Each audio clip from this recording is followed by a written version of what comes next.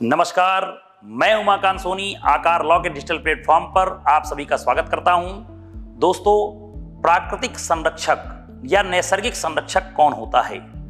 हिंदू के अंतर्गत प्राकृतिक संरक्षक उसका कौन है, इसके बारे में आज हम आपसे डिस्कस करेंगे।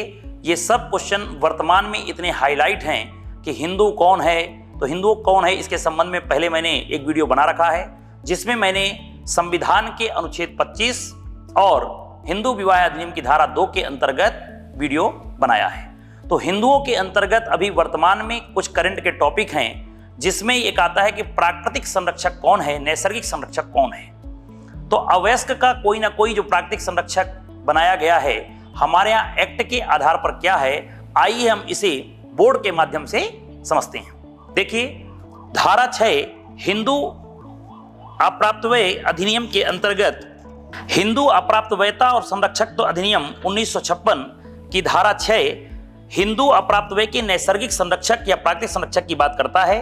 इसके अनुसार यह कहा जाता है कि अप्राप्तव्य के नैसर्गिक संरक्षक के शरीर और उसकी संपत्ति के बारे में कौन संरक्षक होगा।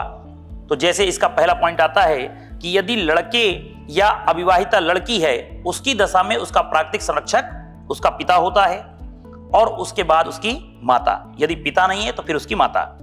परंतु यदि अप्राप्तव्य ने या बालक ने जो अभी अवयस्क है 5 वर्ष की आयु पूरी ना की हो, तो ऐसी परिस्थिति में अभिरक्षा मामूली तौर पर, मैंने मामूली तौर बोला है, ध्यान रखिएगा, मामूली तौर पर माता के हाथ में रहती है।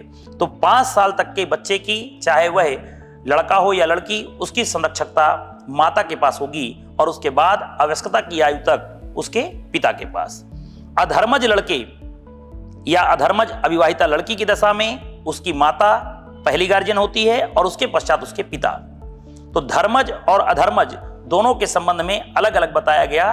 धर्मज संतान के संबंध में पिता गार्जियन होता है और अधर्मज संतान के संबंध में पहली गार्जियन माता होती है। यदि विवाहिता लड़की है या जिस लड़की का विवाह हो गया है तो उसका गार्जियन उसका पति होता है।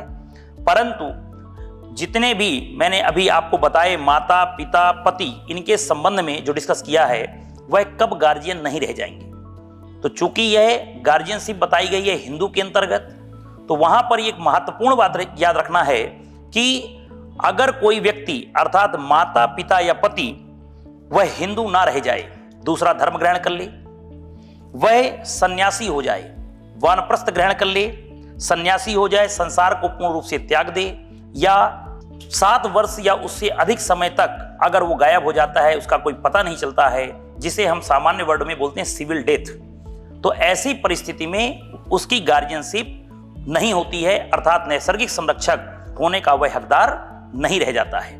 अगर हमारी ये जानकारी आपको अच्छी लगी हो तो हमारे चैनल को लाइक करें, सब्सक्राइब करें, शेयर करें। जय हिंद, जय भारत।